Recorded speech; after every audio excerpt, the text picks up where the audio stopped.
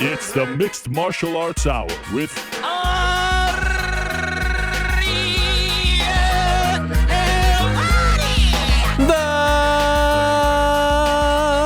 The Mixed Martial Arts Hour is back in your life on this Wednesday, June 28th, 2023. Hello again, everyone. I sure hope you're doing well. And yes, I shall address the elephant in the room right off the bat. Amazingly, since the last time we spoke, my hair has not grown. It's the exact same length. Could you believe it? It's unbelievable. This has never happened before. This is kind of like my dream. I hate shaving my head. I have to do it every week. But look at me now. Look at me now. No, in reality, I am wearing the exact same thing that I wore on Monday. My hair is the exact same length as it was on Monday. Why? Because we are taping this after Monday's show. Here we are, full transparency. We are telling you the truth right off the bat, so no one can be like, oh, this isn't live. Like, who gives a fuck? If I'm being honest, who gives a fuck? 99.9999999% of the podcasts that you watch, listen to, partake in, tune into are not live. But we have spoiled you. And so for just the second time in our history, we do a pre-tape. I like to tell you. That's the way I like to roll. I'm sorry. Sue me. That's the way I like to roll. Got a great show planned for all of you. It's a guestless show. It's just a shoot Wednesday. That's what it is. And it's apropos. It's fitting. Why? Because I'm off to London. I'm going to be shooting with the WWE stars over in London town at the O2. Money in the Bank. BT Sport box office. So, you know, they like to shoot, I like to shoot, we like to cook, they like to cook, and that's what we'll do on this Wednesday edition of the program. Also give you our picks for the big weekend to come. As always, we are presented by our good friends over at DraftKings Sportsbook. They are the official sports betting partner of not only this program, but the UFC as well. Please download the DraftKings Sportsbook app today and let them know we sent you. How? Put in the code the MMA Hour. That's the best way. Please support them because they support us. So we like to cook on Wednesdays. We like to shoot on Wednesdays. Without further ado, time now for everyone's favorite segment of the week. It is time. It's time for a good old-fashioned Q&A, MMA fans. Oh, yes. Ladies and gentlemen, the moment has arrived to hear from the man himself, Ariel Helwani. Oh yeah. Oh, c'est moi, Ariel Helwani. Beautiful New York City. Last show before Canada Day, guys. And big now, one. To answer That's your exciting. questions. July 1st. Any Get big out of your plans? seats and on your feet I don't because normally here celebrate he it. is, Canada Day is on Ariel Saturday. Helwani. I'm going to be in England on Canada Day. I guess that's okay, fine. right? Commonwealth. Have you ever been to England, Frank? Yes. Did you like it? Yeah. It's I would love to live there. Yeah, it's a great place. Oh, yeah. Didn't you live there for a little bit? No. You claimed to be an Arsenal fan? Or you said your That's friend? rude. Didn't you say that? I did claim to be an Arsenal fan. And then someone called you out and said you got the wrong... because my friend was in Western London. I thought that's where Arsenal was from. Did you just call them the Arsenal? I really don't want to have to repeat myself. Wow. The good thing about pre-taping this show is that New York Rick is here in studio too. What? Hello. Hey, there he is. Oh, this is way better than the Zoom audio. I was waiting for Frank to get the cue and kill the audio back Thanks. here. So Soon you'll have a foot switch where you could do that yourself. All right, gents, let's get into it. Mr. Slow J is up first. Hey, Ariel, all this Musk-Zuck fight. I thought it was Zuck-Musk. Anyway, Well, let's get this right. what do you guys think? Who should be the A side in this fight? Who's richer? Musk, right? Well, Zuck started. Yeah, Musk is fight. richer. yeah, So I guess he's the A side? But Frank is calling BS. You're saying that... I think you have to go at what sounds good, right? And Yeah. I think Zuck Musk sounds better. Yeah, I agree. Musk Zuck. Mm. Yeah, a little too quick of a turnaround to the Z from the K. Agree. I think Yeah. I'm with you. All right. Zuck Musk. I have a question. Zuck Musk is way easier to say. Yes, go ahead. I saw last night in passing that this fight was off because of Musk's mother saying something. She did tweet. Yeah, she did tweet that and said that the fight is off. She said she's canceling the fight. Really? Okay, so that did happen, but it doesn't have any real bearing because you guys seem like that Wait, didn't happen. Well, Musk's... I didn't see this, so I must have missed this. His mother's on Twitter? Elon Musk's mommy says he's not allowed to cage fight Mark Zuckerberg. Ah, imagine. That's the way I know, this ends? But Chael said, Yeah, Chael said it's yes. on. That's a good point. I forgot about that. That was, yeah. That's right. Chael did say that. Here How we many go. pay-per-views do you think this gets? Legit, on ESPN Plus, does it break the 2 million mark? Yeah, I mean, I'm wondering. I imagine if this, God, I can't. If this actually came together, if there was a world where this came together, I don't When it imagine comes it would together. be a traditional, like, pay-per-view format. I have a feeling Oh, there'd be a Twitter component, there'd be Yeah. a Facebook component, there'd be too many. It would not just be like order now on your television or on UFC or ESPN app. Like, there's too many factors here. they both own, they both own distribution platforms. Yeah, it would be too much. So I don't know if it'd be traditional, but yes, it would like shatter every single thing that ever existed in terms of records. 1,000%. May Musk, the mother of Elon Musk, tweeted on June 22nd. She said the fight has been canceled. Great relief. I'm not buying Can we it. get Chael for comment? Yes. Hey, Chael. Yes, please see if he's reached out to Elon Musk. I love the idea of Chael being like the number one source on this insane fight. So far 0 for 1, but we've got a lot of ground to make up here. Not to be that guy, All right. Be that but guy. on Be that guy, Monday, yeah, I wanna hear it. I was trying to bring this point up several times. I was like, "Hey, comment from the peanut gallery," and you guys just kept going. Yeah, there was a lot going on. So it was a busy I'm like- show. I mean, Monday was I crazy. feel like I had some breaking news. So can I push the button just Please. just for my okay? oh. Wait, you have actual breaking news that you've been sitting on No, for the last 48 hours? Okay. Go ahead. Literally the thing about the mother saying that the fight wasn't going to happen. That's the breaking news. Oh, got it. All right. Well, listen, you got to be more forceful, all right? You got to get your I mean, elbows out. I'm just used to being ignored. No, I know. I still feel like there's a chance. I don't know. Maybe I'm crazy. And I mean, Dana White seems pretty gung ho. He's promoted this fight more than anything of the last like couple months. Am I wrong? Tell me I'm wrong. No, that's accurate. I don't even think he was in Jacksonville and he was like all gung ho about this. But this goes back. Like, I get why people say this, but here's my true take on it, and I'm not necessarily hating. It's the same thing with the slap fighting thing. I just think he's kind of bored. You know, he's won the race. He's made him millions upon millions upon millions upon millions of dollars, and he just like needs something to get him excited. And this obviously would get him excited. It's two of the richest human beings in the history of mankind coming together, or at least is that a fair thing to say? History of mankind, are they two of the richest? Yeah. This would get him excited. It would be huge for the brand. It'd be huge for everyone. So I just think he's kind of bored. Now, by the way, I think we would all be kind of bored if the thing that we did generated the kind of money that he has generated and his buddies left and all that. Like, I think it's a natural thing. People take this as hating. Like, it's okay to be bored. It's not necessarily an insult. And I just think he needs, like, slap to him is what the UFC was back in 2004, 2005. Obviously, do I wish that the energy was put in something else? Yes. But I just think he's kind of bored. And, no greater example of that than, there's an ABC event going on a Saturday afternoon, and he's on Instagram promoting this as opposed to that. With a potential new star, like emerging in like a masterclass performance. The shirt does look pretty cool, though. I'm down for the shirt. The shirt makes it feel official. Sort of, yes. When I saw him wearing the shirt, Connor doesn't know about the previous eras of just like the random The shirts, yeah. Dana shirts. this is a thing. Musasi Yeah, Munoz. It's a thing. All those fights happened, though, no? Musasi Munoz. It feels like the shirt makes it pretty official. Actually, Zuffa boxing never happened. So, Zuffa boxing. Yeah, that was a big shirt in 2017. You think we can buy those anywhere, Zuffa boxing shirts? I think you can, by the way.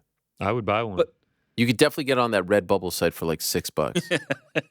Let's take a look right now. $5.99 will be the shipping. Yes, go ahead. Your larger point remains correct, right? Like, I don't think he's different than anybody in this scenario where, like, if you've been doing something as your primary job for as long as he's been doing it, something else is going to be interesting. It doesn't mean you're not going to do the thing you do, and it doesn't mean that you don't care about the thing you do, but it's just a nice diversion. It's He's a bored. nice, Yeah. yeah. Wow, Reebok made Zuffa boxing. Yeah. During the Reebok era. You could buy those still? I just see them. I'm going to have to see if I can get my hands. By the way, I'm 4 words into this first question. I haven't even gotten into let's do the question. Come on. To me, is weird. Who would want to pay to watch 2 amateur nerds go at it? What's also weird to me is why Dana is even a part of this. How is that? That's like the most obvious part. Why wouldn't he be a part of this? If Musk and Zuckerberg wanted to play one-on-one basketball, the NBA would be a part of it. I'm sorry, but that's just the truth. If they wanted to play flag football, the NFL would be a part of it. Anyone would be a part of this. Meaning, it seems they could just do a fight without him if this is a money grab. Yes, but as we said on Monday, I think part of the appeal, if there is an appeal, it's, to be a UFC fighter for the day. They literally just agreed to fight each other, but seem to think they need Dana. Why, if neither are actually contractually obligated? Just like every other fighter on the roster, he's become their daddy who is salivating to have his name tied to this. Yeah, I mean, I will agree. It's a lot, but, bored. So you can make a profit. Imagine if, I don't know, they promoted it themselves and took all the profit or shopped it around like Francis did, Mr. Jerk. By the way, someone replied to that Hut and said, listen, goofball, you don't understand the algorithm. We don't do those types of fights in the UFC, but this would be the biggest fight in the history of the world. So we have sent out contracts. We'll see if these guys want to be a fighter. Obviously, tongue-in-cheek, in jest. Look, it's the easy. Everyone sent me this one clip over and over again all weekend about Dana saying, we don't do those types of fights. And now here he is. It's too easy. It's like I've gifted you this ammunition. I've gifted you this evidence. It's too easy. I'm telling you this. It would be a big fight. It would be a money-making fight. And I will also tell you this. I'm not against the fight. In fact, if it's a fight, and by the way, I would not put it at UFC 300. Why? Get 2 bites of the apple. The same reason why you didn't need Conor at 200, even though that was the original plan. If you have him on 196 and 202, you now get $3 million, $1 million buy fights. Musk is doing over 1 million buys. 300 on number alone is doing 1 million buys. Put them on 299 and put them on 300, and now you're getting $2 million buy fights or cards in the span of 30-something days. Why would you go? Why would you go ahead and put both those eggs in the same basket? You know what I'm saying? It doesn't really make sense. Obviously, you could say, all right, let's just juice 300. But I would do I would put one on 301 and the other on, just make 300. It's normal crazy card. In any event, I'm going on and on here about this crazy thing. I can't believe it. I still feel like it might happen. And anyway, I think they want to play UFC fighter. And yeah, it's a crazy thing. I had another point, and now I forgot it. It was the 300 thing that I wanted to say. And also, yeah, it's a thing. I think it's a thing. What was my other thing? I forgot it now. What is going on with me? Maybe I'm tired. Anyway, let us move on. The latter-day Godfather. Oh, it was, yes, it was people thinking that, I'm going to hate on it because it's, a Dana White thing. But I 100% understand why he would want to do it. Anyone would want to do this. It's just the timing of we don't do gimmick fights and this coming 2 weeks later is a little funky. But I think he is so in his world at this point, like his own world, that he doesn't even make the connection, and there's no one there to tell him hey, it's a little hypocritical to say this about a Francis and Anthony Joshua fights. And then I see the quotes about him saying no, what I meant when I said gimmick fight was MMA fighters going over to boxing. And all right, fine. Even though this is obviously way more of a gimmick fight than an MMA fighter boxing. What are we talking about here? This is crazy stuff. Anyway, I feel like I'm going in circles here, and this is all lunacy. The latter-day Godfather. Salut, mon ami Ariel. Salut. Ilia Topuria's win on Saturday increased him to 14-0. Is he the best undefeated fighter currently in the UFC? Other options could include Movsar Evloev, Mohamed Mokaev. Would love to hear your thoughts and the boys' thoughts on this. Best from Portland, Oregon. Well, of those 3, I would say he is further along, yes. Is there another undefeated fighter that I'm missing? Oh, Khamzat Chimaev. Yeah, Khamzat. Yeah. It just came, yeah. I would put Khamzat above most people, even, regular fighters who aren't undefeated. But he's up there. He's 100% up there. He is a very impressive fighter. And if you look at the featherweight rankings, There's some names who he hasn't fought. I would love to see him against an Arnold Allen. I would love to see him against a Brian Ortega. I would love to see him against a Max Holloway, even a Yair if Yair loses. But he is also potentially going to benefit from the fact that Alex has beaten a lot of these guys and always needs fresh blood. So he may get a title shot sooner rather than later, just on that fact alone. Hut, Ariel, you have mentioned that Conor has 2 fights left on his UFC contract. Do you think this has anything to do with why he hasn't been able to get a fight signed? Perhaps UFC want him to agree to at least one additional fight so he ultimately cannot back them into a corner. Great job, everyone. Love the show. It's not a bad shout. It's not a bad theory, but that's really not what is holding up the fight right now. I think they would love to get that one fight in and then deal with the rest. And Conor has shown no signs of truly going out on his own. I think he's actually very happy in the UFC and gets paid pretty well. I would still argue that he's probably underpaid, but that is not what is holding this up. Even though it's a solid theory, it would come into play a little bit more with one fight left, like we saw with Nate over the past year. Michael Alexander Friedman writes, "Hey Ariel, huge fan. I know it's still a while away, but who would your opinion make the best fight to headline UFC 300? McGregor, Chandler, possibly. I mean, the longer this goes, very good chance of that. Musk, Zuck, don't laugh, but I wouldn't be surprised if they are sitting around and saying that could be a thing. And I do feel like it's like a little bit like you got to look at the biggest names. Izzy would make sense. Obviously, if he's fighting in September, a return in the spring makes sense. John Jones fighting in November, if he has one other fight, that would make sense. You know, I would think Leon's going to fight before then. You know, if Sean wins, if O'Malley wins, but it really depends on who hasn't fought, and it's still like 7-8 months away, so it's hard to predict, to be honest. Like, we don't even know who's fighting in September. Taco Enthusiast makes sense. Okay. So yeah. My question is about the PFL's decision to nullify a fight between Natan Schulte and Manfio for not, quote, putting forward the best efforts to win the fight and subsequently give Shane Burgos the final playoff spot. While I want to hear your general thoughts on this, I also want to know if you feel like these types of fights are inevitable in the PFL model. In the UFC, they've got Merab and Aljo, and that fight could be avoided forever in theory, but in a PFL playoff format, they'd probably have to fight at some point, right? Is this good or bad? Well, the problem with this one is it happened in the regular season, not the playoffs. And I wonder, like, what would happen if they met in the finals? Would they do this sort of thing? I think ultimately a true, honest conversation needed to happen before this fight. And if they spoke to the guys and said, look, you're scheduled to fight each other just based on, you know, the seedings and who the fuck knows how they do this thing. But if they had this honest conversation and they said that, no, we're going to fight, don't worry about it, then it's on the fighters. If they had the honest conversation and said, no, we're not going to fight, and they still booked it, it's on the promotion. If they didn't have the conversation, I would still say it's on the promotion, but also the fighters probably should have spoke up. Ultimately, I don't love the fact that the corners didn't speak and that it just felt like from the get-go, the fighters weren't going to engage. But as I said on Monday, like I see a lot of people saying, if this was the UFC, I'd be killing them. Yeah, I mean, I think the fighters are owed some of the blame here. They deserve some of the blame for not engaging.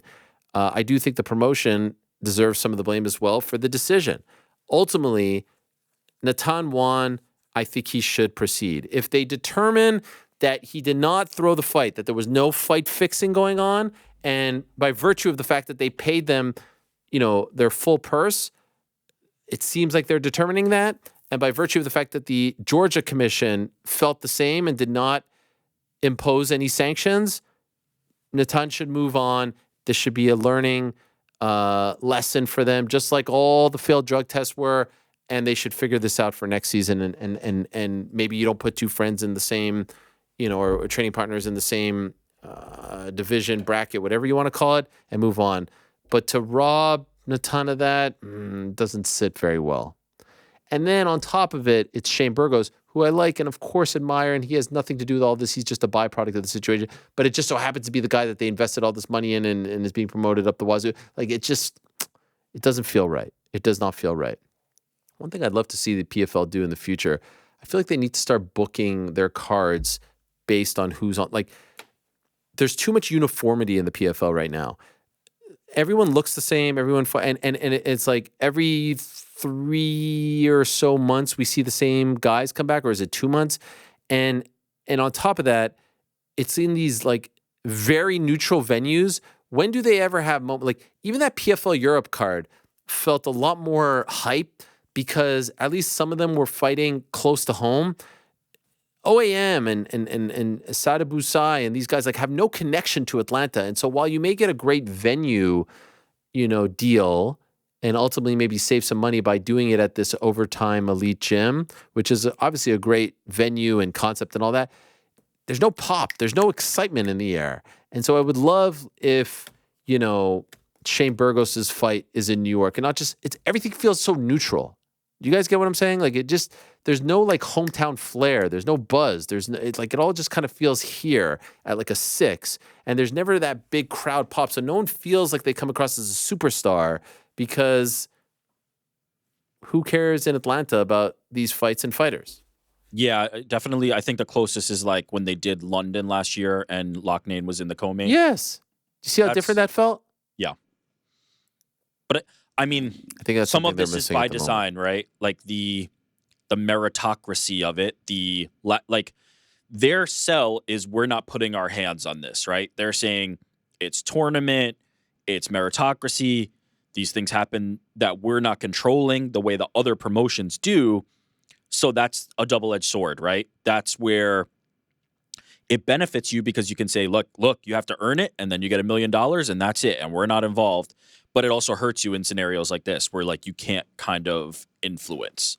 But I don't disagree with you. I think they should put it in territories where like there's at least going to be some excitement around some of the fighters. Yeah, and the other thing about the fight that hasn't really been brought up, I do believe that, in a situation where we're all seeing something is amiss, why can't you dock them a point? Why can't you dock one? I don't know. Like the ref could have gotten a little bit more. I know he broke them up a couple times and this and that, but there should be rules against timidity. Yes. I believe so. Like their pride. Remember there was the yellow card. Yeah, that should be something that should be allowed. I'll be honest. Like I would have liked to see a little more from the commission. Like that is a little weird. Where it's just like, hey, the result's going to stay the same. PFL's decision to suspend them as PFL's decision. I don't know. That feels like passing the buck a little bit to me. I agree. This, as I said, feels like everyone Monday, dropped the ball here, right? This is 100%. There's nobody who's involved in this is not to blame. Yeah. There's a very thin line between like what happened in there and choreographing / fixing a fight. Now, I need to be very clear. I'm not accusing anybody of fixing a fight, but the idea that this played out this way is in a territory that is very murky and can be very problematic and very dangerous. So I think there's right to be punishment, but I'd like to see the commission like at least have a little more to say and to do in this scenario. But we also have not heard like Natan Schulte, released a statement on Twitter, but like, let's see what ultimately happens here with the PFL. Like if they stick to this decision, if Schulte's able to convince them that this was a mistake. There's still a lot to play out here, in my opinion. But I don't know. It feels like we're trying to like move on from this a little too quickly, in my opinion. I mean, we'll see. And I was surprised that Georgia didn't do anything. I am a little bit surprised. I kind of feel like PFL making that announcement on Saturday took the heat off of everyone else because everyone just blamed them for making the wrong call. And especially when you're so outspoken about not being the matchmaker league or promotion, and then you make a move that feels like, because if this was a normal fight league, Schulte, you had a crap fight. Oh, we're going to put this guy in who wanted the same. No one would bat an eye. But because it's this formula that you say in this system and this bracket thing, and you say, oh, we got the standings, this would never happen. You can no longer say truly that you are, like the NBA, the NFL, where it's standings and meritocracy and all that, because you just bypass that. Slippery slope. There's no right answer, but there's a lot of gray, and I don't Love it. Let's go to David Velasquez. Ariel, with all the talk about PFL acquiring Bellator soon, how could this affect PFL's next broadcast rights deal? They have 1 year left, meaning this is their final year on ESPN. They could re-sign. I just mean like the current contract ends after this season. I can assure you part of the appeal to acquiring a Bellator is, hey, we're at the end of the road on our current rights deal, and that's where you get the boatload of your money. If we gain all these fighters and this brand and all this stuff, that will hopefully only make our next deal that much more lucrative. I know that they are out there, they are talking, and there are suitors. There are definite suitors. Their ratings are very good. They're in a much better place today than they were 2 years ago. The question is, can they ultimately fulfill their destiny under the ESPN umbrella? Because they'll always be, the bridesmaid to the UFC's bride. I would argue, to a degree, yes, they get the trickle-down effect. It's still ESPN. You're mentioned on SportsCenter. You're on .com. It's a better place to be ultimately than like an Amazon Prime or something like that. Just because it's ESPN, it's a worldwide leader. But I do wonder if they think, hey, at some point we have to fly on our own, and maybe we go to a TNT and we try that post AEW time slot. And remember, one championship was on after AEW a couple of years ago, but that was different times. They weren't Warner Brothers Discovery. Like if you're wondering, oh, TNT hates MMA because one championship failed there, it's different leadership. A lot of those people aren't there anymore. They're essentially a new company. And AEW is doing big and great things, and they have 3 shows now on the Turner networks, 2 on TNT and 1 on TBS. So I think that time slot would be big. You obviously have the Amazons and the Apples out there. Peacock is back in the in the game, and there's some talks of them getting into the NBA again, NBC getting into the NBA. Peacock wasn't as much of a thing 2 years ago. Apple obviously did the deal with MLS. I don't know if they should go full streaming. I don't know if that would be the smartest thing. I think being on linear would make a lot of sense for them. Let's see what happens, with Showtime and Showtime Sports. There's obviously Fox out there. Fox one is interesting because Fox had a long-standing relationship, obviously, with the UFC, and WWE's deal with Fox is coming up. And I know it's a very lucrative one. What if WWE gets off Fox and, maybe now there's a big hole? Who knows? Or if NBC wants to go all in on combat sports and have, I don't know, maybe I'm just totally spitballing here, but like, what if they get SmackDown on NBC on Fridays and then PFL's on NBC? Who the hell knows? There's a million different things. Point is, I bet you part of the appeal is they want to beef up the roster. They recognize that the roster isn't as great. You get this asset, this library, all this stuff, and now you're going into contract talks where you're going to command more, your products in a better place. It's a great spot to be in. So it doesn't affect it in any way. The second question here under the same umbrella is the man from Mississauga, Shalom Ariel. If PFL ends up buying Bellator, will it complicate the contract renewal process between the UFC and ESPN? Not at all. Not at all. I mean, a long time ago, someone once told me at ESPN, like, the more time we spend on the PFL is more time we spend not on UFC. UFC will always be the apple of ESPN's eye, and rightfully so. They do massive numbers for them. And so I wonder if there's a part of the PFL that thinks like, hey, we need to go out on our own. And like I just outlined, there's definitely going to be suitors. Live sports still rule the day. And now with streaming and all this stuff, a deal where they are on linear TV and streaming is going to be huge. So that's one of the big stories to follow. Do they buy Bellator? And they're certainly in talks, and it's a very real thing. And they want to get it done before the end of the year. And Bellator, I think, as things currently sit, will be sold by the end of the year. So B, where do they end up? And C, if they end up on PFL, how does that affect their TV rights deal? And where do they end up? So there's a D in there too. There's a lot. I love this shit. This is fun. My boy, by the way, speaking of the TV stuff, last week on the show, I had mentioned that I had heard that the Khan family, Shad Khan, Tony Khan, had looked into Bellator. And let me be very clear about this. All I said was that they looked into Bellator, as have other people, and I even mentioned Liberty Media, as we know the PFL has. And I know that Bellator, as I said last year, was shopping it around, is on the market. I don't remember exactly the words that I used, but I never said a deal was imminent. I never said they were close to buying. I don't even know if I said they were interested, if I'm being honest. But I know that there was some sort of discussion there, and they were looking at it and all this stuff. And then I saw someone ask my old friend Tony Khan on a media conference call last week before the Forbidden Door pay-per-view, and there's Tony taking a shot at me. And it was, you know, I don't know what, ultimately in a different lifetime, Tony and I are probably best friends, and we're texting and we're calling all this stuff.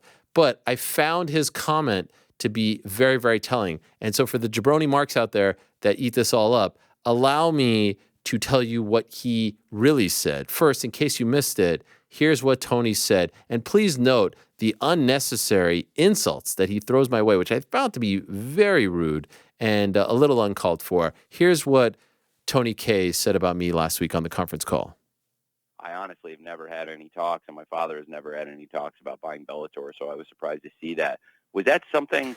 Can you pause it right there? I was at the show. I was backstage. Can you pause it right there? Somebody sent me that.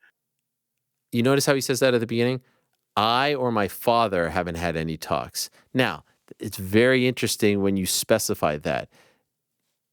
You, if no one had talks, you would say my people. They've got bankers up the wazoo. They've got people representing them. You think that Steven Espinoza or someone at Showtime? It's not even. It's someone above. Like, oh hey, Tony, can we talk? No, they're people represent. So the fact that he specified I or my father, I thought was very interesting. You notice that? Do you guys know? You know what I'm talking about? That's an easy way to get it. Oh, I never talked to anyone. I didn't talk to anyone. But they have people who represent them. It's like when I go and do, when I have like an agent talking to an outlet or a network. It's not me doing. It's them. So I didn't have any talks, but it's the representatives that have the talk. So this is just a little business 101. Please continue. This is the best part. I was backstage yesterday. Somebody sent me that. Was that something Ariel Helwani reported? You 100% knows it's me. I mean, come on.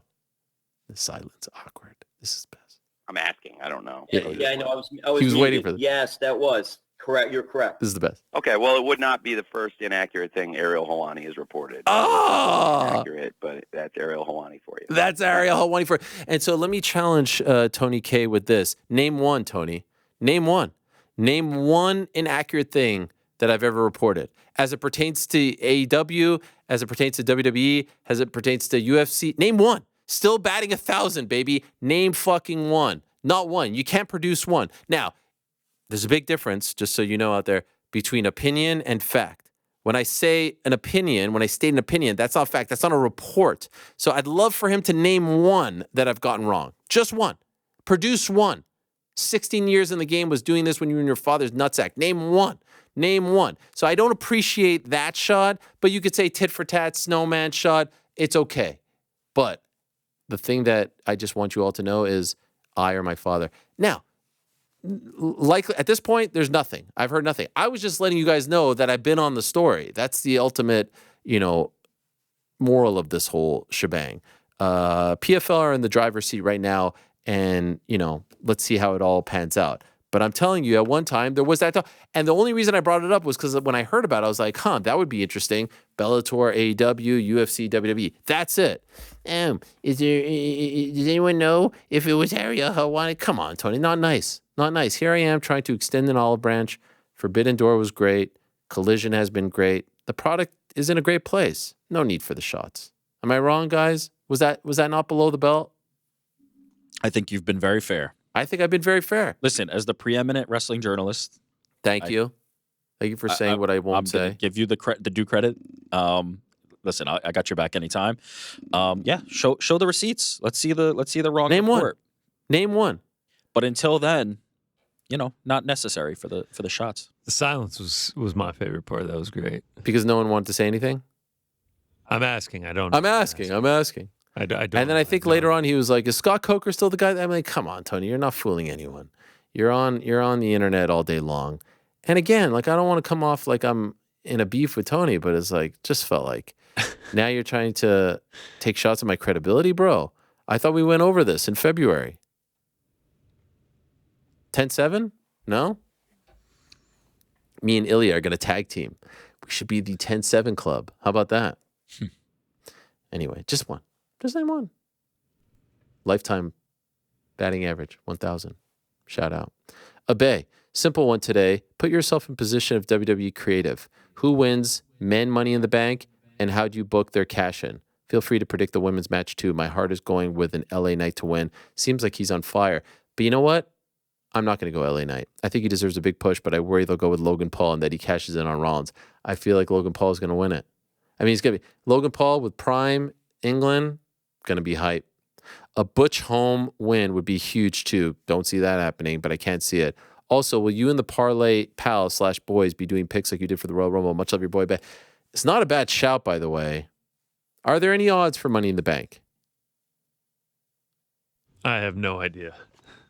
I mean, feels like It's kind of interesting to me that Logan Paul is who you're saying could win it. Because isn't this like a title shot thing? You get the thing, you get the thing, and then you can cash it in. cash for in the the briefcase. Don't you have That's one of pretty the interesting. things? I have one right over there. Yeah, it's a good point. Wait, it's if been a he- year of this thing being. If by he my gets it, side. can he cash it in on Roman Reigns or isn't there two champions? Yes, you have he to cash it in bring me up on to speed. whomever he wants.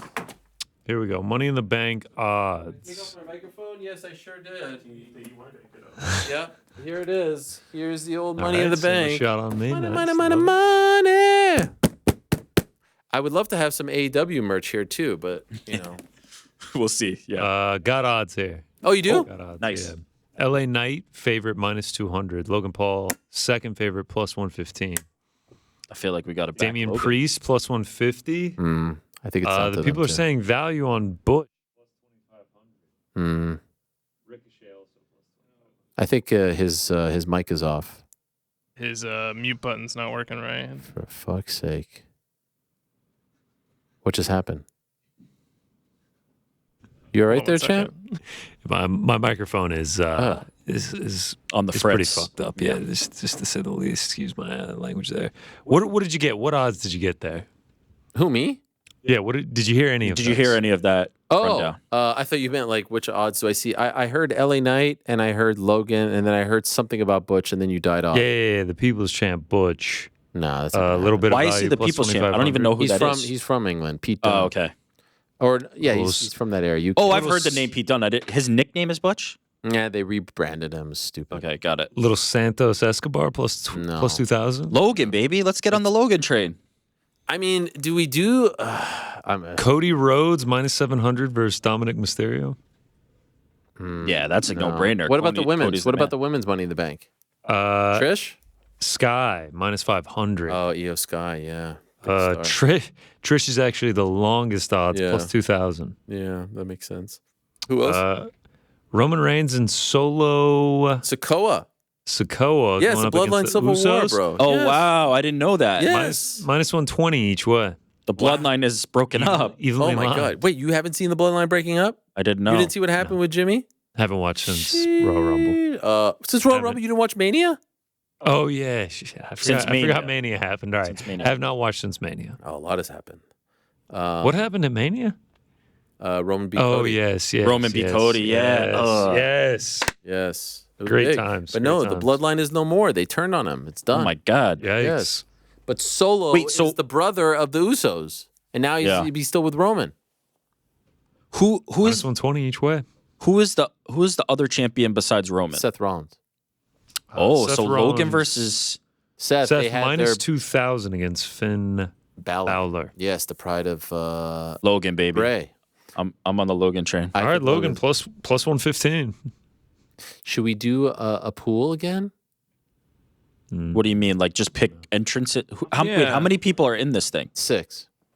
No, I mean, I guess we could each pick one, but I'm going to fight you for Logan. I want Logan. Well, I mean, if you don't get the first pick and I do, I'm going Logan. Ugh, no, this is I don't know too, about it's all too, this. it's too few people. It's too I say we all just get on the Logan train. Yes. Yeah. And We what all about women? shotgun What about women? A lemonade prime after the show. What about the women?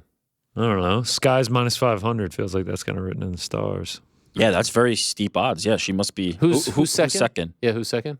Becky Lynch plus 350. That could be fun. We don't want Becky? No, I just think Sky, they're pushing her big time. You know. Okay, fair enough. Yeah. Good point. Who do we want in the bloodline battle? That's a Roman. great question. No. Roman. No. What? Oh, you say the Usos Yes. minus 120? Let me tell you why. Wait. This is Tell all me going to why. lead to either Jimmy or Jay going up against Roman and maybe being the ones to beat him. Now, Roman always wins. So, in a tag match, you have to take advantage of the fact that he could lose by not getting pinned. So, they pin Solo, he loses. It's a rare Roman time. and Solo are on the same team. Yes. I thought it was Roman versus Solo. Okay, got it. No. It's the Usos Versus the against- Usos. Yes. Got it. All right. So just to be clear, we got Logan plus 115 and the Usos minus 120. I don't hate it. They're the favorites. Wow. All right. Anything else? Let's see. Seth Rollins, I said, is a minus 2,000. Who's he facing? Dominic Mysterio. Oh, yeah, Dominic. No. Finn Balor. Finn Balor. Sorry. Who's facing Dominic? Cody Rhodes minus 700. Cody Rhodes. Sorry. Yes. Cody, baby. Yeah, see, those are the two we go with. All right. I like it.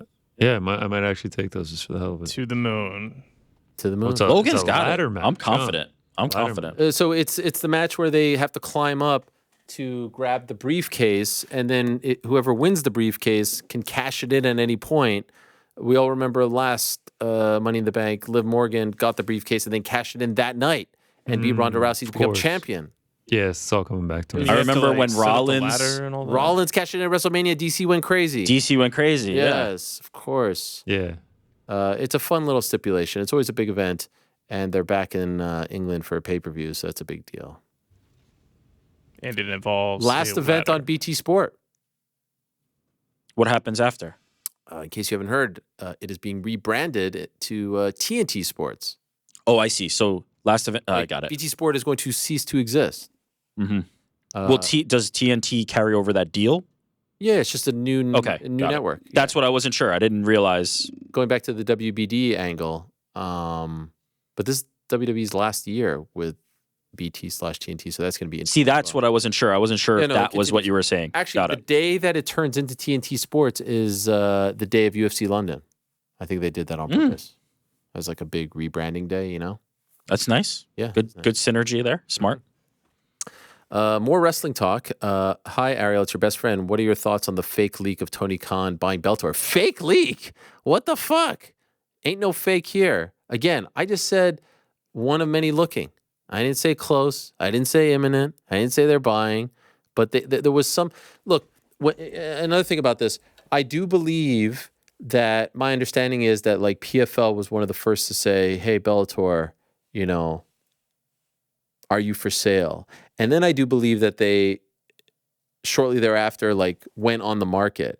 And I believe that when they went on the market, they pretty much called anyone under the sun. I wouldn't even be surprised. This I don't know for a fact, but I wouldn't be surprised if even Endeavor was called. Anyone under the sun who could be a like any and all bids, bring them to us.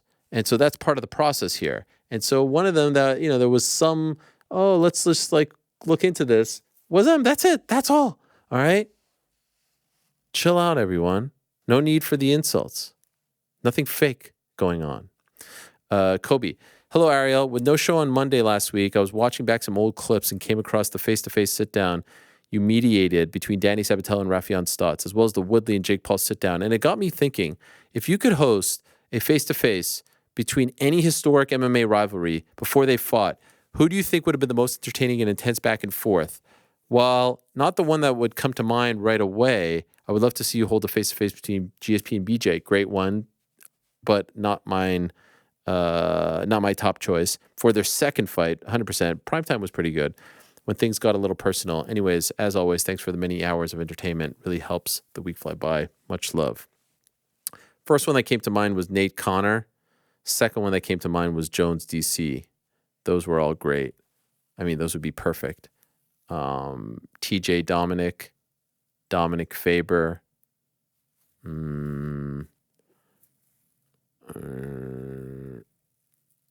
Any other? Chael Anderson would have been cool, but Anderson doesn't speak, or at the time didn't really speak English.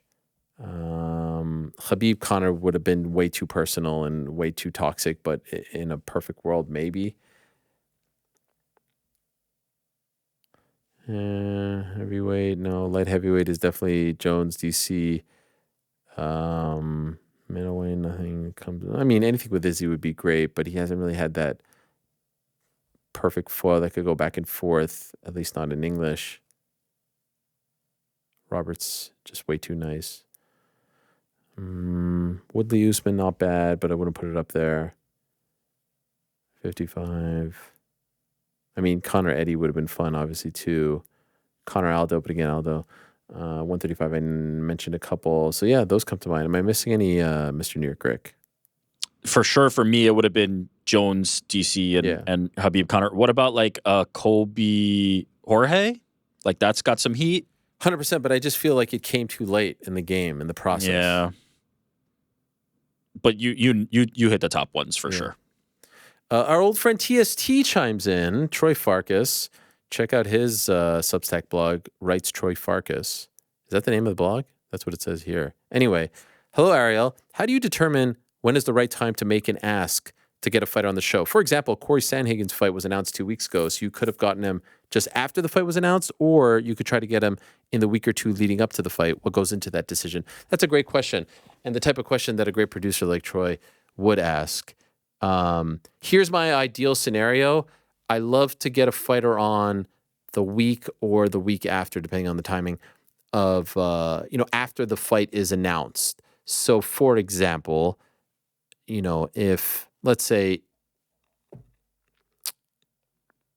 Corey Sandhagen, let's say his fight gets announced today, I would love to get him on the Monday show because it's fresh. You could be one of the first interviews, sets the tone, hasn't done a ton of interviews. By the time you get closer to the fight, they're already burnt out. They've been asked the same thing a million times. It's not as fun. So to me, the best combo is fresh off the announcement or the fight get made, like Chito Vera, perfect example. Fresh and then the Monday after the fight. Win or lose, obviously easier if they won. Wednesday, worst case, or following week, but very close after. I don't like to wait till the end. So, for example, Corey Sandhagen, not throwing him under the bus. I have tried to get him on since the fight was announced, but the scheduling didn't work out, and hopefully, next week or the week after. But I would like to do it relatively close to the announcement so it's fresh. If you notice, I try not to get any of the big names on fight week unless you kind of have to, or if I didn't get them earlier, because I don't want to add to the craziness of their schedule. They're cutting weight. They don't give you the fresh stuff. They're a little less talkative, maybe a little more ornery. So in a perfect world, it's right after the announcement and right after the fight. That to me is the sweet spot. I love three things about that question. Please. One, Troy asking it. Yes. That's great off the bat. Two, the presupposed idea that like you can book anybody anytime you want. Like the respect to you. It's just like, whatever you want them is when you get them. Corey on. And the third is like the subtle shade of like, it's been 2 weeks since Corey's fight was announced. Like, what happened? Yeah, fuck you, Troy. What the hell? Seriously. Fourth favorite part of that was you shouting out his blog and being like, Writes Troy Farkas. Is that the name of his blog? Is that the name? No. That's just the username on Substack. Oh, I see. Yeah. But you know what? Blah, blah, blah, Writes Troy Farkas. No, because No, it like just the says it next next to one the name, is George Don't Rush St. Pierre, and it says Writes. This is what it is. Now I get it. His blog is called his blog is called City Builders TO. So it's telling me Troy Farkas writes a blog called Troy Farkas. Do you understand? Yes. Yes. I thought it was maybe Writes Troy Farkas. Yeah, I didn't, because there's the person like right after is, I hate this name, Persian Apothecary. It's the one I always screw up. You got it. Oh, okay. There's just nothing next to their name. Right. Yeah, they don't have the blog rights. Right. But yes, it's just Troy Farkas. Maybe you could have been a little more, imaginative with that name. No? George Don't Rush St. Pierre. Lord Ariel. Social etiquette question of the week. Do I have to wait for everyone at the table to get their food served before I start eating? I feel like if one person is waiting on food, we should just start. Why make them feel like they are holding us up through no fault of their own? And why is there always someone at the table who polices the group to ensure no one can eat until said person is served? I am certain that a logical guy like New York Rick can see my point. Love from Toronto. So here's my take on this. If you got your food and no one else did, you're a total asshole if you start eating. If 50% of the table is, and by the way, if you're out with like people that you're trying to get in their good graces, impress, whatever, and you wait, major brownie points. If it's the whole table in one, now the onus is on the one to say, please go ahead, do not wait for me. So I feel like if you're the only one that gets the food, the onus is on you. If it's 50-50, it's kind of every man for themselves. And if you stay back and wait, you're a mensch. If it's the entire table but you, now the onus shifts to you and you need to give everyone the green light and then just go ahead and eat. The whole game of like, no, I'm going to wait. And also I would add, if the rest of the table starts and there's one person who holds out just to be the good guy, kind of an a-hole move as well, because now it feels like you're putting yourself above the group. What do you guys think? I'm going to mostly agree with you, but I'm a proactive, a preemptive. The moment somebody gets food, don't wait. Just eat. 1,000%. I let them off the hook right away. Like, do not wait for anything. If you're hungry, eat. Now, if they in turn respectfully go, I'm not going to start, I'm okay with that too. I'll be like, great, we'll sit here, we'll wait. But I would never want to hold anybody up. I start the conversation quick with, just go ahead, dig in if you're hungry. This is a numbers game to me. How many people are seated at the table? Let's say it's a group, 6, 7, 8. 6 people. If 4 of them get their food, then I say, yeah, everyone start eating. Especially if 5 people get their food and 1 is waiting, everyone start eating. Absolutely. Now, if it's 2 people, I'd wait. If you're one-on-one, you absolutely wait. Oh my God! If you're one-on-one, Like, if you have to wait. Unless the person's like, you. please. I'm also with you. If there's 6 people and 5 got their food and 4 start eating and 1 holds out, the one that's holding out is kind of I hate that move. Yeah, They're the one asking the waiter, hey, where's their food? Yeah. Where's this person's food? It's like, bro, you're making this into a bigger thing than it needs to be. I agree with that. It's all a numbers game for me. And who you're with. I think of this always as a team effort. And I'm just like, hey, you guys, free reign. I don't want anyone to wait for me. I don't want green light. Just do whatever you want. I'm a big, nah, I'm good, man. I can wait.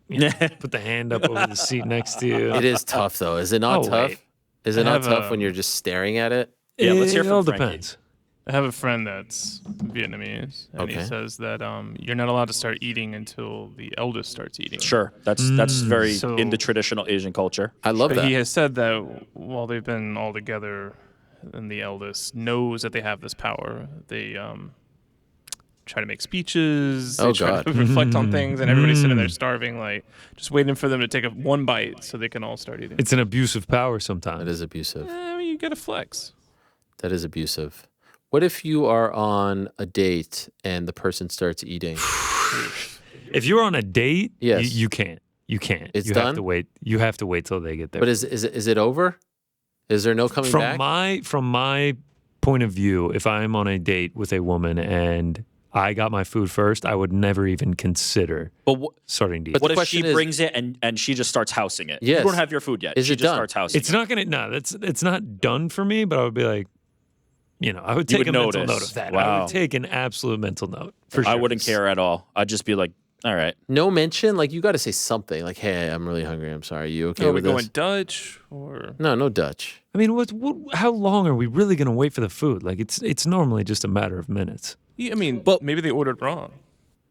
Is this a like hunger motivated thing that the shame needs to be involved? Like, is it like, I'm hungry too, you shouldn't kind of like skip me in the line? Or is it just the etiquette part of it? Like, what's making you shame them? Oh, it's the etiquette thing. Yeah. It's not the actual One-on-one? hunger. It's No, not I like think the it's idea not. of No, like, of course not. Because if you're on a date with someone, that means like are we talking like a date? Like or are we talking like you just go out with like your wife or something? No. I'm saying this is he means like, in the courtship. In the courtship Yes, stage. Okay, so you don't know this Second, person that first, well. third. You're playing the etiquette game. Yes, second date, you got to play the etiquette game. Because you're trying to impress and they should be trying to impress you, and it's like you're just like breaking social contract here. Yeah, right. It is like a polite thing to do. Yeah, it's weird. I'd be okay. I'd just be like, go for it.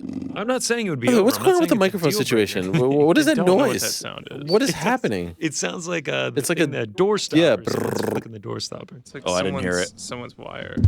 How do you guys feel about the sharing? Sharing What a do you meal mean? with I somebody. need to know, like, oh, I'll get the steak, you get the chicken, we can split it, and Oh, somebody. Is that what you're somebody saying? sharing on your behalf. Somebody saying like, we're going to share before you've even decided if that's okay.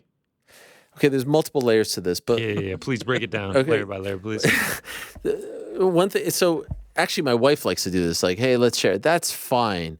But Sure. one thing that kind of drives me a little bit nuts is if, like, let's say you go out with like two couples and the two women are like, oh, do you want to share the salmon and I'll get the thing? It's like, do we have to do this? Like, you cut this and you're going to transfer it on this plate and that. That to me Oh, is like, let them. That's their Absolutely. deal. everyone Let them could do just that. order People their own like thing. when you order for them. Okay, what about then when you Here's start the- passing around the plate like, oh, do you want to try some of this? This is That's really weird. good.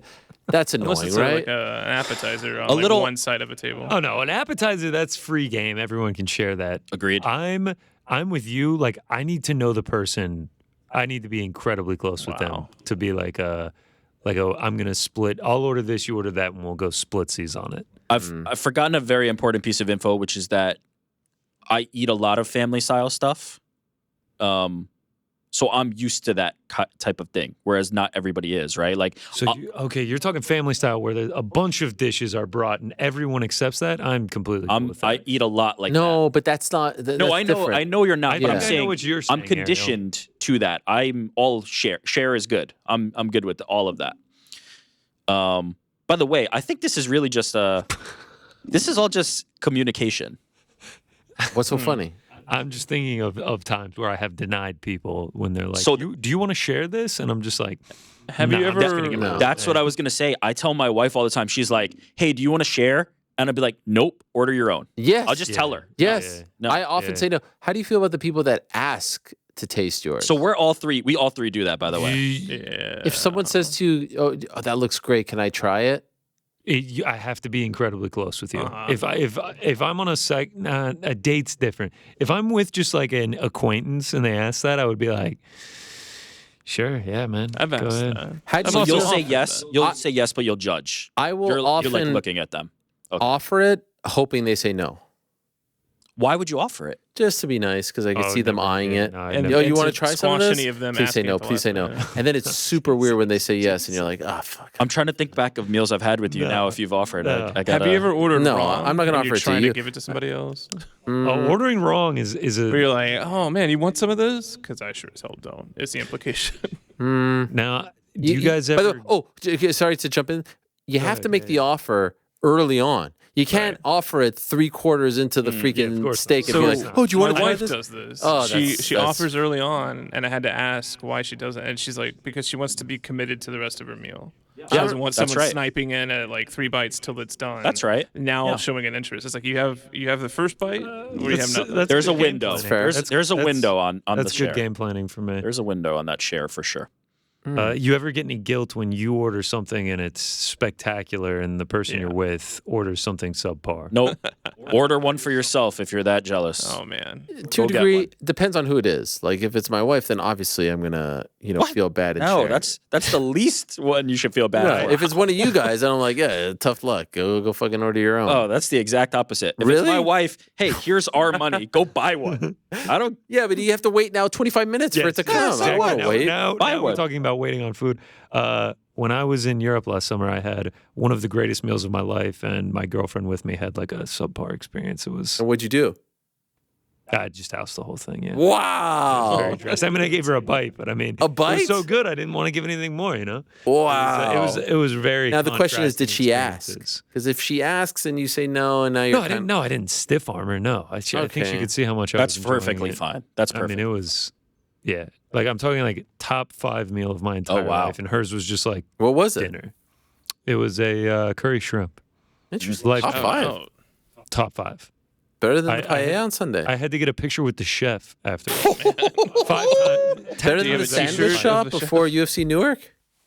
Yes, much better. Wow, you had to get up. I mean, that's some curry. What did I you need say? to talk to you after. The and find out. owner came by and he was like, he's handing out limoncello shots. It's in Italy, and he's like, what'd you get? I'm like, the curry shrimp. It's like the greatest meal I've ever had. He's just like, I own 3 restaurants. That's the one staple I have on everything. And I was just blown away by this guy. I had to get a picture with him. It This was is that the good. greatest thing ever. Yeah, no, I mean, You're making me want this very badly. I have the We're still business here at card dinner of the time. place So hungry. like pinned up in my room. I love that. By the way, was the Euro trip last summer? I have been back for over a year. Over a year. When was Over it? a year. Yeah, June of last year. Early Wow, June that last feels so long ago. The videos with the small microphone and all that. year. Yeah. Shout out. Crazy. What a time. Anyway, that was a good chat. And also, this last question kind of feeds into it all. Persian Apothecary asks, Ariel, how did you and the boys first get connected? Did you vibe immediately? Well, everyone's story is a little bit different. Obviously, we've told the New York Greek story. You don't have to read the email now. It's not even the anniversary. But he sent the email, carried the glass, subway, blah, blah, blah. I would say it was a pretty quick connection on that front. First time I met GC, by the way, when you call me GC, it still says ESPN Radio on my phone, just for the record.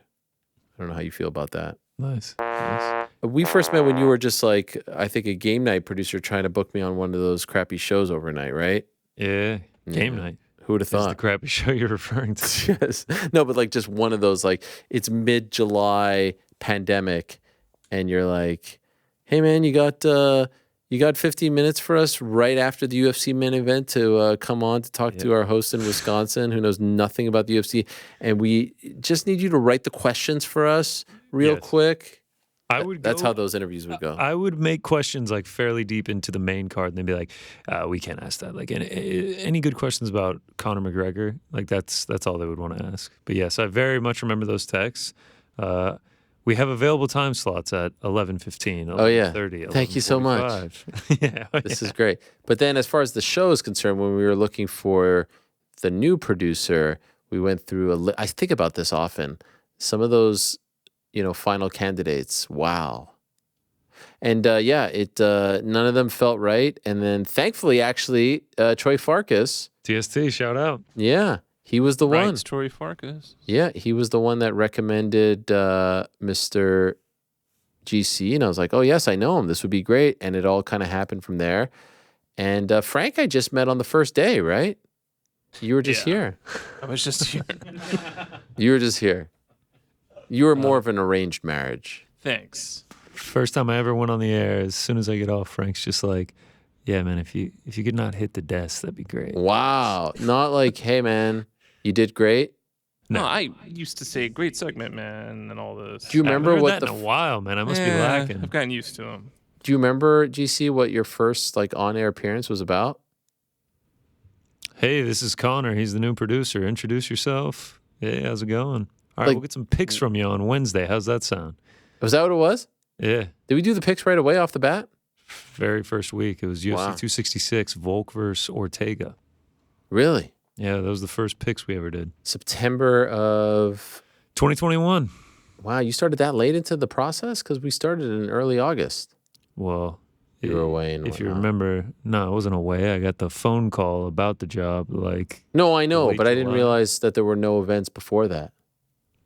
Yeah, during my job interview, I wrote a bunch of notes on, I thought they might ask me UFC-related questions, so I had a bunch of notes on, UFC 265. I was just like, Cyril Gane, Derek Lewis. Yeah. Oh, that was such a crap card. That was the Houston card. That's right. Yeah.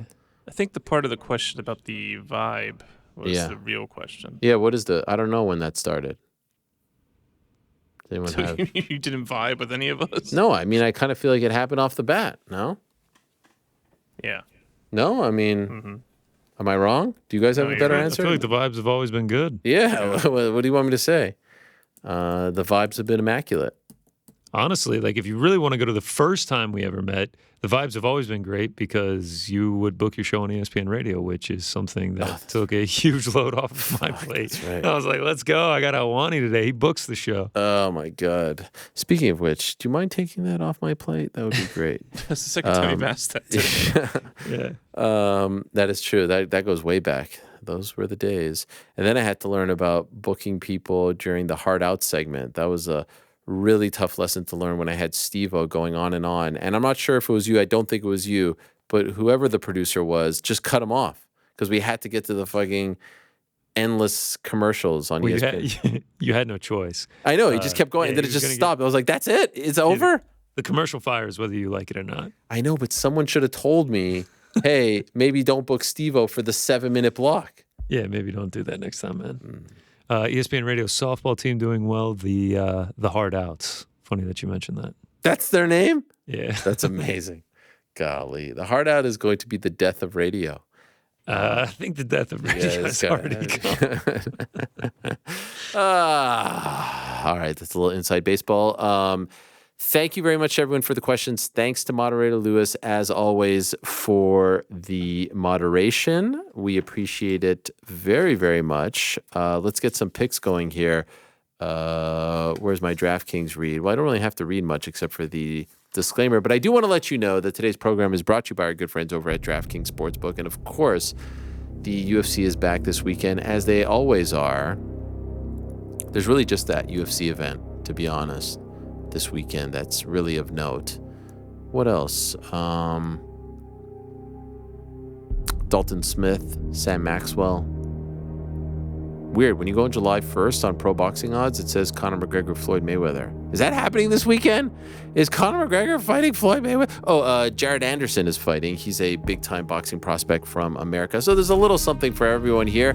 I do want to let you know that over at DraftKings Sportsbook, new customers can download the DraftKings Sportsbook app and use code the MMA Hour.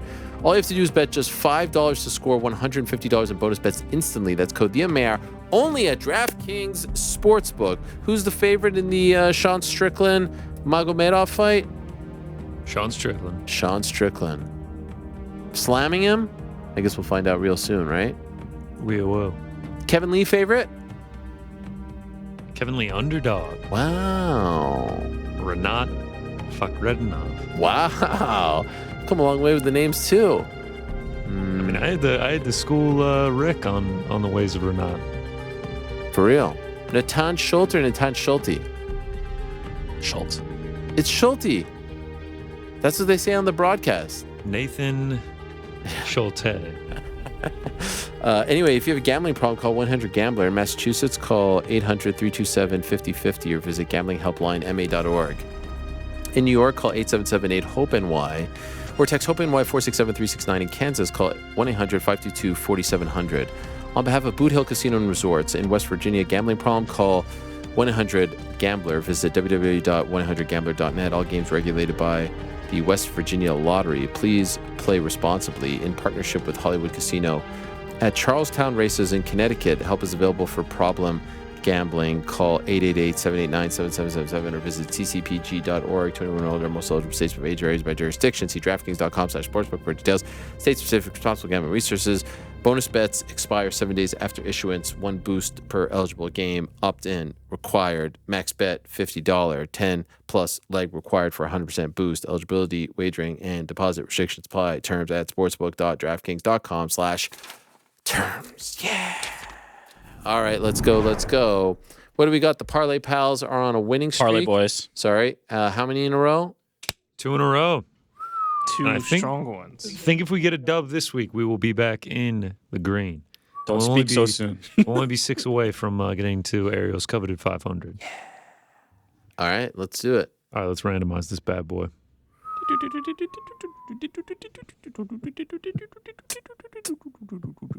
This one's taking a while. I will go first. Oh, wow. Connor first. Wow. Rick second. Frank third. Nice. Ariel bringing up the rear. There we go. We used to have music during this segment. I think Connor deserves a first. He's been stuck with the I'll last take it for first, so but long. I'll leave a lot of options here for the boys. I preferred option. Yeah. Thank you, Frank. I'm actually gonna head to women's MMA. I'm gonna take Melissa Gatto minus 200. What is the line for that one? Minus 200. Minus 200. Queen of Okay. Violence, Ariane Lipsky. Yes. Shout out. Okay. Minus 200. Melissa Gatto. Who is next? I think I'm next. I'm gonna take some short odds. I'm gonna take a little bit of a risk here. Why? Oh. Please, for the love of God. Get on the bus, Rick. See, Ariel, I don't be know if careful you've- I what don't know you if you've be looked at careful this what you card, ask man. for, because if I don't do this, you're gonna be the one taking them. All so right. if you want that shoe, Nah, you want to try that fit on, I can. I got can one in pass. my back pocket.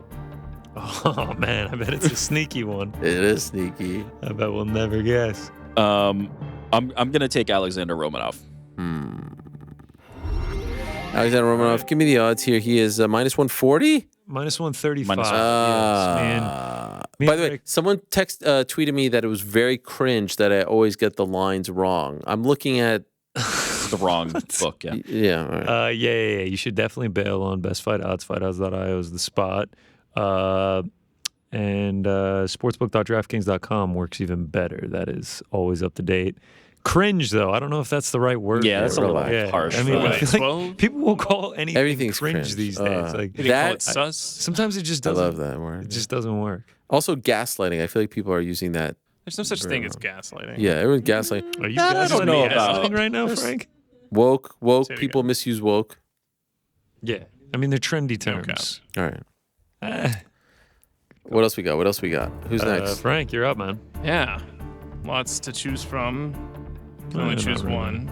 Yeah.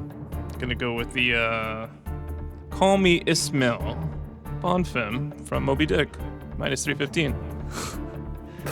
These references get Yikes. more obscure Yikes. every week, man. Ismail Bonfim minus 300. Minus 315. He did that on purpose. No, I actually went back to the wrong site. Cringe AF, bro. So cringe. All right. So what are we at now? That gets us to plus 244. Oh, fun. And yeah, let's see. Do you have a prediction as to what my pick Yes, is? I want to write it down. Do you want to He's gonna write it so that we ask can the verify. chat? No, I don't. No, have- he knows. He knows who he's gonna pick. I think People. Connor knows who he's gonna pick. too. I think there's a reason he hasn't been taken yet, so this is just gonna be a nice. Yeah, I bet you're getting it wrong. Oh wow. You're gonna take Conor McGregor versus Floyd Mayweather. No. All right, go ahead. No, go. I want to see your. No, you say it, and then we'll. All right. And then we'll I'm gonna go over to the Sweet Science and pick Jared Anderson. Oh, big baby. Yeah. Wow, minus 1,000, boys. What are we thinking? Yeah, we'll let it. We're going for wins here, guys. We're going for wins. What does it say on What does your it say? What does it say? screen, What does it say? Mine says minus 1,000. No, what does it say on your board? Oh, the biggest favorite on the UFC card. Oh, we're getting washed out Whoa. here. Is it Man, Guram? I don't know if you Guram, can see that. It says there. Jared Anderson. Just when you think you have all the answers. Now I don't feel. Man, we're Change the question. really just getting washed out. Now I'm wondering. Oh yeah, just gotta put that. It's Yeah, like a now. watch party. So can I change my pick to Garam then? Because I kind of just Go locked the ahead, door. please. I feel like one of us Please. has to, right? All right, I'm bailing on Gatto. Yeah, perfect. That's okay. Let's do that. I prefer. I don't know. Beautiful. Jared Anderson, Garam, Romanov, Bonfim, plus 195. That'll get us Easy. in the green with a dub. Easy. Rick's makes me a little nervous with the. I'm pretty. Look, I feel like there's value on that line. I'm fairly confident. Ariel is an odds man. Yeah. What Bus did goes he in say one last week? direction. Minus 550. No, I'm actually seeing minus 700. Even better. Even better. Yeah. Even Well, better. for these purposes, Even better. That's what I want. That's what I want. All right. What about you? What else you got? And plus, let's not forget we have that. We've got Money in the Bank. I mean, for Money in a the Bank, quiet yes. holiday weekend, a lot going on. Yeah, looking forward to it. Logan Paul and the Usos. That's who we're riding with, correct? Yes. All right. Well, as we discussed on Monday, yeah, we said that on Monday. 5 bets. That's all I'm doing. Okay. Keeping it tight, I like that. keeping it small. You know what? Cards of this magnitude, quote unquote. Should honestly only get like 3. Yes. Did you see the lineup, by the way, for the July 15th card? Oh my God. Did you see the poster? I didn't see the poster. I just saw the lineup. The poster matches the lineup, the effort put into the poster. Oh, okay. It's- I mean, we are Yeah. phoning it in. T-Rex, though. Terrence McKinney on that card. On the prelims. That can't be right. That's shocking to me. Yeah, that can't be right. One of the most exciting fighters in the entire UFC. You're going to throw him on the prelims. All right, what do we got? KSW 84 that weekend should make up for it. Oh, yeah. Phil DeFree trying to defend his belt. All right, let's get back to the picks here. I am going to go back to the well, even though it kind of burned me last week, but I'm going to go back to the well in the unders. We'll just chalk it up to variance for last week. This one, To me, this is the definition of a mismatch. You'll see it in the line, minus 1,200, minus 1,300. Joe Anderson Brito, he's gotten UFC wins. He is caliber. He deserves to be here. 2 first-round finishes in his last 2 fights. Weston Wilson, I just don't believe is of caliber to be in the UFC. He's coming in on short notice. He's a late replacement. If you look at his competition, he's not fighting guys that are on this level. Lost to an 11-9 fighter less than a year ago. He's coming off of Tough Enough 31. I just don't think he's the same level as Joe Anderson Brito. And Brito is a finisher. 12 of his 14 wins are by finish. Weston Wilson, 14 of his last 15 have ended in the first round, including him being finished 3 times during that span in the first round. I think Joe Anderson Brito is going to be able to do what he wants. I think a knockout is live. I think a submission is live. And I think this one likely ends early. You mentioned it. The return of the Motown Phenom. Yeah.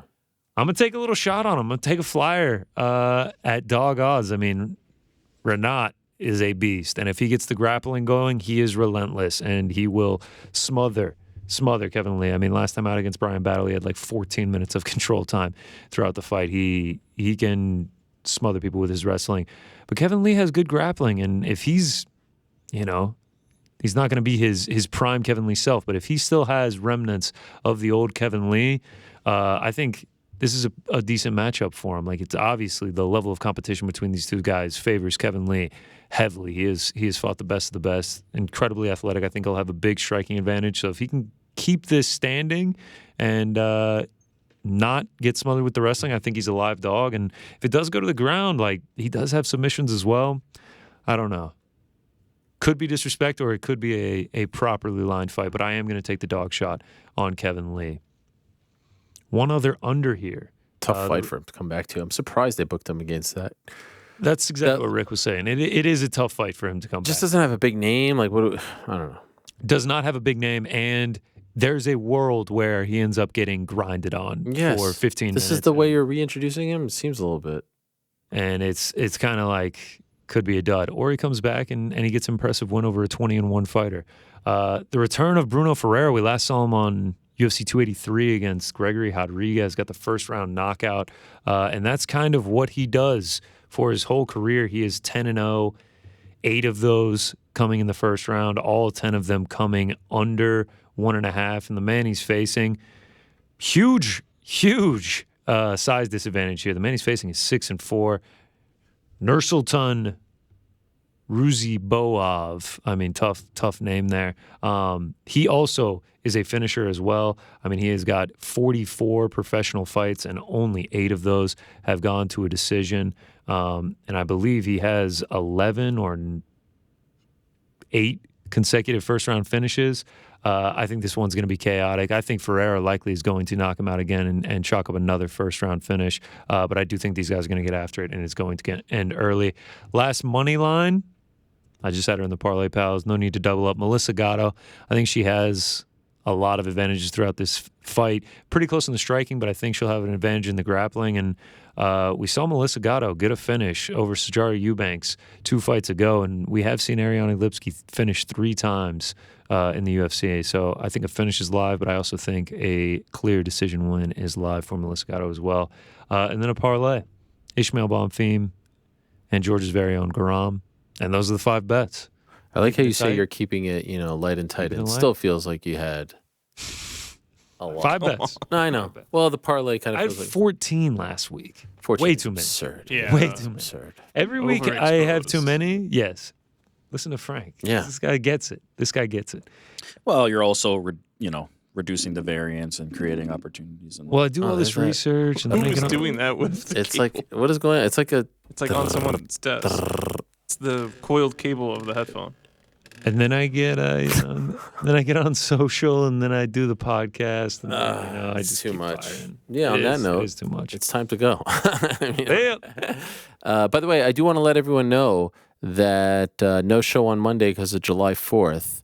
Wait, So, what? yeah, so I think Frank's going to be in, right? I was planning on it. Yeah, It perfect. is July 3rd. Well, What do you guys think? What's better, to have off on the 3rd or the 5th? I kind of feel like the 5th is better. I think the show doesn't fall on the 4th. We have a show. Oh, 5th is don't a even get me no-brainer. started on that shit. But the setup, the setup for this is like it's coming out of the weekend, so the 3rd makes more sense this year. You think so? Yeah. Because what do you want to do? You want to have Saturday, Sunday, work on Monday, Yeah. and then Tuesday, Wednesday? Yeah. I mean, you're supposed to. And let's be honest, none of us work Thursday, Friday, so you're getting like a 6-day. None of us. Yeah. But you know what I mean?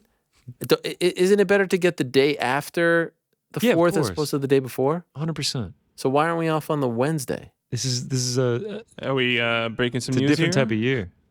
Or why are we off, period? Yeah, it's. But I'm down. I'll be here. Yeah. So will I? Could be lots of news. Could be. All right. No, I don't think we'll be here. I don't want to tell people that we're back on Monday. No, we but we're won't not. be here. No. Enjoy London. Yeah, thanks. See you when you get back. Yeah, I look forward to it. Thanks, guys. It's been fun, but it is time to go. Whoa. My phone almost fell off. I love London. One of my favorite cities. When's the last time I was there? Oh, I was there last year. But then prior to that, the last time I was there, I think was for... Was it for... Have I talked about... I think it was for... Michael Bisping, Anderson Silva. I feel like I said this last year. But anyway, now it's all coming back to me. Didn't I say that Frank was big in London? Huge. Are you gonna go to Nottingham? No, not this time. I'm saving that for the big Lee Wood fight. But actually, the more I think about it, the more I feel like my debut in Nottingham needs to be for an actual Nottingham Forest match. What do you guys think? I think go to their country. You should go to their home. Yeah, but I think it's like 3 hours from London or something like that. Yeah. I don't know if I have that kind of time, if I'm being honest. But maybe we'll squeeze it in. Maybe we will squeeze it in. I hope everyone has a nice holiday weekend. If you're celebrating Canada Day on Saturday, please enjoy. If you're celebrating July 4th on Tuesday, please enjoy. Are there any other holidays that we need to talk about? No, that covers them. All right. Well, Wait, thanks. your birthday's afterwards. After. Let's not get crazy. Thanks to all of them. Thanks to all of you. Thanks for all the questions. Back next week, same time and place. Until then, I say peace.